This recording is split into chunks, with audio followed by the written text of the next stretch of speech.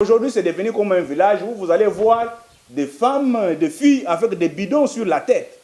Hein? Il s'est créé un phénomène de maïs. Un phénomène de maïs où il y a des licenciés, où il y a des hommes qui poussent des vélos en train de vendre de l'eau dans une ville. Mais ça, je ne sais pas, nous sommes dans quel siècle? Hein? Donc, en ce siècle-ci, 21e siècle, nous, on doit vivre les problèmes de l'eau. En Mbuji-Mayi. Mbuji-Mayi, nous avons des rivières à côté. Et puis, si le gouvernement a décidé que non, tant qu'il y a dans la politique, il y a un forage. Mais il y a la FOMI qui a fait des exploits.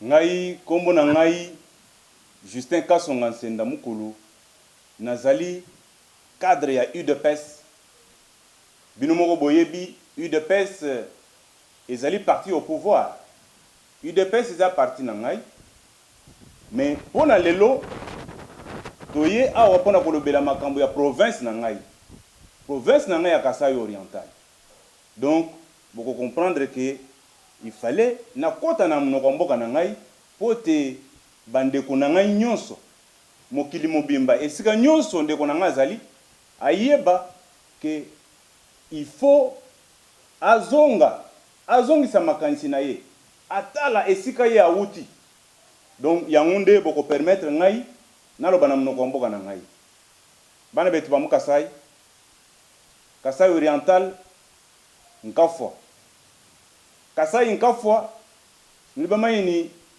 tulibenze bidimu bitama kumyasatu ni mwinjili bidimu bitulibenze abi bidimu bya lutatu na bidimu bya lutatu abi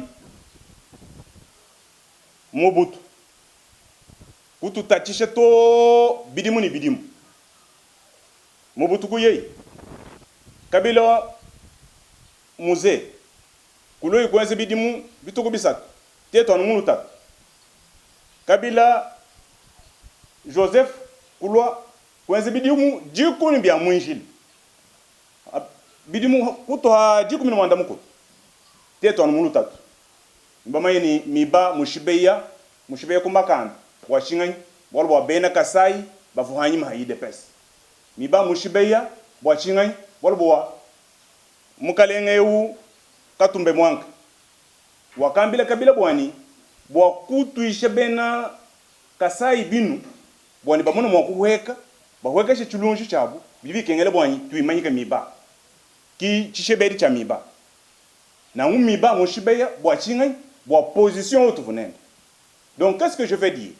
Je dis ceci, la miba a été clouée à cause de la position de la population du Kasai oriental. On avait conseillé à M. Kabila que pour que ces gens-là puissent baisser la tension, parce que vous savez bien que quand on parle de l'opposition, les bastions de l'UDPS, c'était la province du Kasai oriental avec la ville de Mbuji-Mayi en tête. Et cette ville-là, c'est une ville meurtrière, donc une ville qui a souffert pendant des années et des années. Alors, l'avènement de la démocratie est arrivé. Ba sepeli balobite sikoyo lokola tozu pouvoir makamnyon se changer. Mais tozu pouvoir malheureusement bazui gouverneur Maweja Bache. Mais Maweja c'est un acheteur de diamants. Hein? Maweja, ce que lui connaît c'est quoi? C'est acheter les diamants et vendre, c'est tout. Il connaît pas autre chose.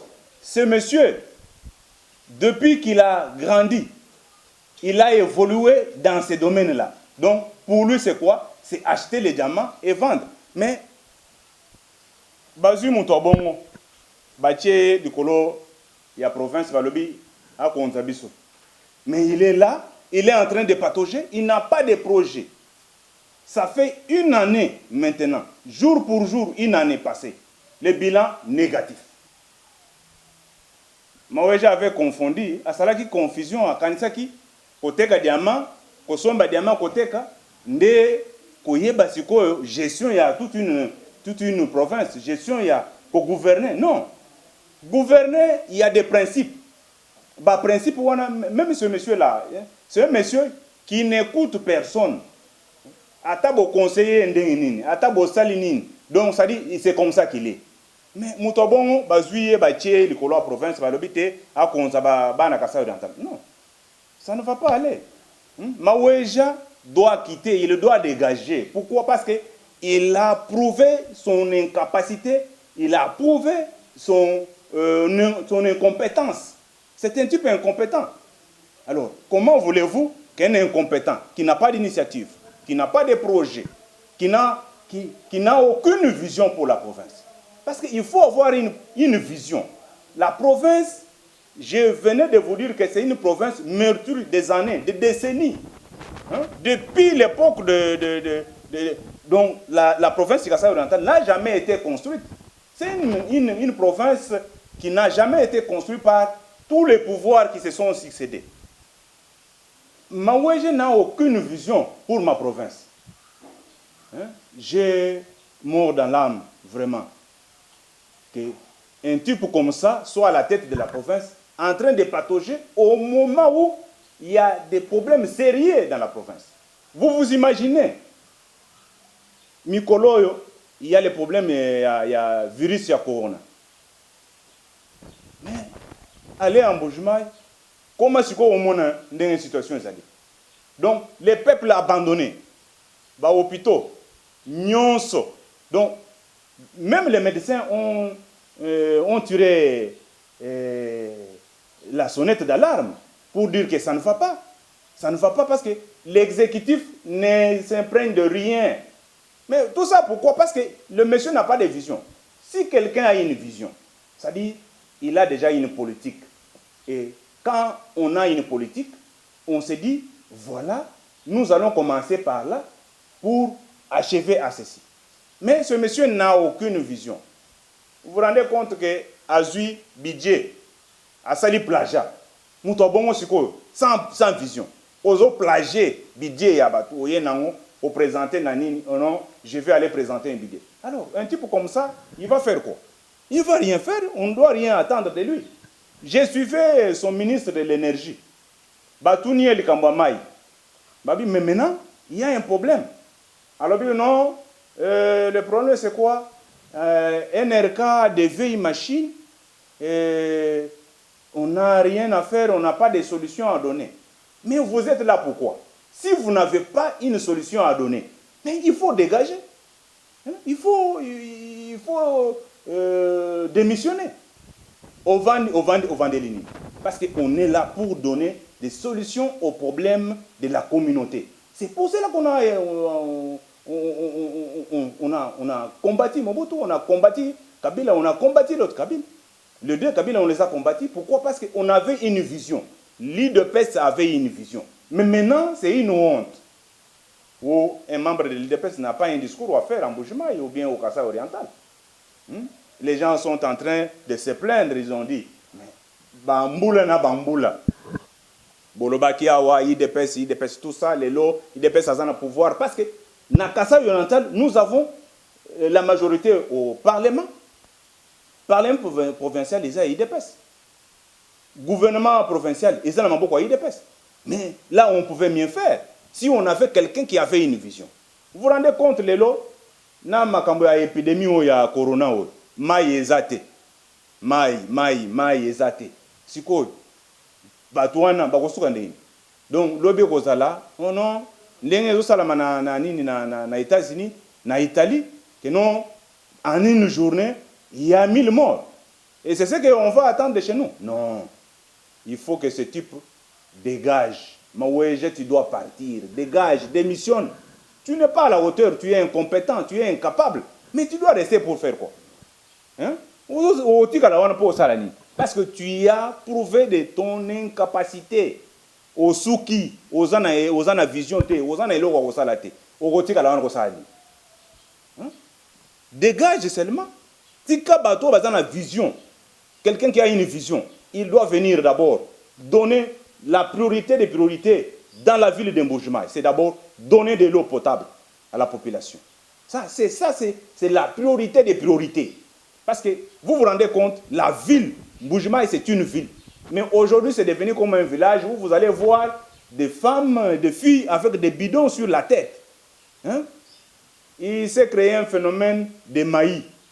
Un phénomène de maïs où il y a des licenciés, où il y a des hommes qui poussent des vélos en train de vendre de l'eau dans une ville. Mais ça, je ne sais pas, nous sommes dans quel siècle? Hein? Donc, en ce siècle-ci, 21e siècle, nous, on doit vivre les problèmes de l'eau. En Mbuji-Mayi. Mbuji-Mayi, nous avons des rivières à côté. Et puis, si le gouvernement a décidé que non, tant qu'il y a dans la politique, il y a un forage. Mais il y a la FOMI qui a fait des exploits. Bah côté, il y a la régie des eaux. Mais il y a FOMI. Il y a CTB qui a fait aussi des exploits. Mais vous avez un pouvoir qui ne fait rien, qui n'a pas de vision. Ce monsieur, sa vision c'est quoi? C'est acheter. Mais c'est impossible. Hein? On ne va pas le laisser faire. Ngoï, c'est de l'époque de Kabila. Il a fait ce qu'il a fait. C'est fini. Il n'y a pas quelqu'un qui peut venir nous imposer une dictature comme Ngoï nous a imposé l'autre fois. Il n'y a personne qui viendra pour nous imposer des histoires comme Ngoï l'a fait. Vous savez, Maweja, un diamantaire comme Ngoï. À Monaki, Ngoï n'engazo sala que azobu botola bato mabanga ba chef coutumier nyonso esika bazali kotimbola mambulu ya diamant bakoya kopesa ye mabanga tout ça il a envié ça. C'est pour cela, c'est ça la vision qu'il avait. Il n'a aucune vision. La vision qu'il avait pour la province c'était quoi? C'était aller acheter les diamants, c'est qu'il est en train de faire. Maweje, toi là tu fais des aventures. À Kena Kishasa ya on a Kishasa à Kena Pullman. Azu ba mindele na Pullman bazawana ba mindele ba vandi kuna. Oya to kende pa na biso na kende représenter bino que boza ba investisseur. Mais depuis qu'il a commencé à amener ces gens dans la province, quel est l'investissement qu'on a fait? Quel investissement? Aucun investissement. Oza lelo yena mindele lobi ozongi na bango. Maweje le que l'aventure démissionner bolo ou dit incapable. Quand nous combattons, quand nous avons une vision, vision web to mo kuma yini, maweje tu sumba bika la kasa. Maweje tu sumba makona, maweje tu sumba ki web mudimu ngo. Muntu ni muntu yonso di wende mudimu. Bimpo kusanga ni mudimu di nzambi mukweshe udi we mumayi. Uko bwereka no mudimayi bali bambe ni munekele bwebe bwina ukabwele mbwa chitamba. Lohoka mubwine budi mubwele maweje ko hona muzabi mukuhita bunene. Kwenu kukumbana to muzabi mukuhita bunene lekela njimbi kila bana betu bonso ba mwena Kasai bana betu bonso ba mu Kasai oriental le tudi ni Chilenyi tudi ni Katanda tudi ni Lupatapata tudi ni Miabi tudi ni Kabeya Kamwanga ni bana betu bonso ba kunganda njika tudi enzai chimuku bwana nitumbusha ye muntu eu qui virus urunyanga développement virus du wenza bwani Mbuji-Mayi ya shala lelu Mbuji-Mayi c'est une ville réputée wa mpongu wa bantu badi batata we mufika mu Mbuji-Mayi lelu kwani mo komanye to muntu ri mumbuko ku Mbuji-Mayi mu 80 ye mufika ku Mbuji-Mayi lelu lwa samwadi bo chinga borbo bantu abambatata bidimu ni bidimu kadi bidimu byonso abi muntu mukwa usumba mabwende amuto ko sumba mabo no to echibukalenga banteka no meme mwaba bala ba to imposer maweje ba to imposer maweje ka vision na shumwe vision maweje mwani banfu ba misoko yonsu ya kwetu badi bumbula mabo bikana nao balo ba muhesha usumba makwa ba mwaba nyine chana muntu au chinchi di mokwensa or kwetu kudikuluta tulwa mai bol bunende bo muvilo Mbuji-Mayi mai ya kunu makol mai ya kunu mu 21e siècle maya kol bon bolonchi le lutudi ni problème wa corona badi bambani mfumo wadi tunga mwele libele mwambani o wa ibianz no obianz kumisangu to amani muntu mo ko mai na shimisangu mo kumya tanu burito kadi ko mushimai ne bo mai rafu mwe bor kumilonda ko na mai to régie des eaux ni mai ikale ministre provincial wa énergie nzembo ya chala mi heta problème ba mukonga bwani nudi mo ku file ko ku lubelesa bwani ba mona mo ku longolo bien mo bien ndo amani to teto ko doni cha kwenza to bor bien mo bikabi kulakasha bumu kadi bien bikulakasha bwana ko amani tulekela bantu ba mushimai ba fo nyota ba fo ni manyanu ni bya corona bi hanshebi bi butula musoko ko wena kuto ibalka indingele lubile we mwana mwena kasai yons mwa bonso uji yimanya na kolo chikondo cha kumbanyi wa tumbusha maweje wala maweje ki virus nuba mwana bulaba bushima bantu bima ina kolo bele meje bwani cha kwenza nchinganyi bo coronavirus kadi situni ni coronavirus mukasai ranta no corona no bande balwangana no tumbusha corona ndi kukasai oriental corona jini denda maweje ki corona bikaena tumbusha corona yeu nungu atu tumbusha corona yeu mumuni bana bamwena kasai badi ba yakumpala bashirimuka badi ba hete santé bolo libe di bantu lelo bula bujimu bulwangesha corona mbwani maluwa atangila santé ya bantu imona mwani isonga ngele yekumpala tulini corona kwetu njindo mbaba député provincial bobu bakwata mudimu wabo mudimu wachi mwakwenza mei mikanda nikutangila bukalenga bwa province bwani budubu tulelu belese mushindu kai budubu enze mudimu mushindu kai bo bakwata mudimu wabo bwani dibida kwata mudimu wabo ndimo mayini mukalengeu bolu mwiba bikola bava tudingana maweje ni makotani maweje mukala mulanda kai chintu to maweje ga muchoma kacho ni chintu to nangu mumwana bwani mumana kweta ngwaso wika nema to njingo ambile ni maweje ngwaso wa gouverneur ki ngwaso wa kwika nema to ngwaso bu gouverneur uli wa kukwachira bantu mudimu kadi bumudi kwene ni lunga ni kwene ni vision kwene ni cha kwenzela bantu to imanyikila mwabao amuto we kufushi bobuntu njingo lomba ni imanyikila mwabao. Je lance un appel vibrant à toute la communauté kassaïenne. Bande ko nyonso bazana diaspora bino nyonso pona ko respecter mesures oyo chef de l'état lobby nazo senga bino partout où vous êtes bo se mobiliser bo somba ba désinfectant bo tinda na mbujimai parce qu'il n'y a pas de l'eau, les gens vont mourir comme des mouches. Bo tinda ba désinfectant na mbujimai comme ça les gens pourront se servir de ça comme il n'y a pas de l'eau. Donc ça dit les désinfectants et les solutions palliatives par rapport à la situation et à la difficulté ya mai et pas na biso. Na sengi bino nyonso esika bozali. Bo somba ba désinfectant, bo tinda na mbujimai. Bo tinda on a permanence ya IDPS. La fédération de l'IDPS pourra s'occuper parce que l'IDPS est organisé. L'IDPS a des sections, a des cellules et ce sont les sections et les cellules là qui pourront faire la redistribution dans le sens que ba nambujima nyonso bazala épargner na nini wana. Mon numéro c'est 081 507 93 38. J'ai dit 081 507 93 38.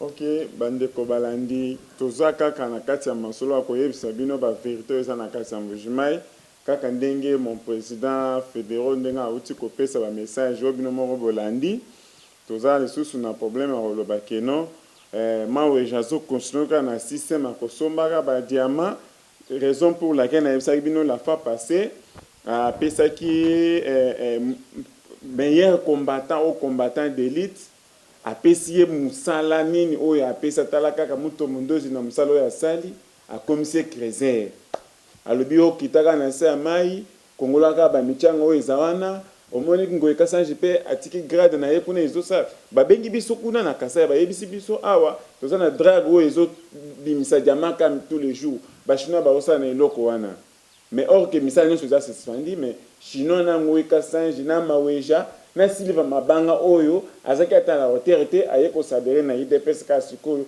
candidat malheureux ya FCC.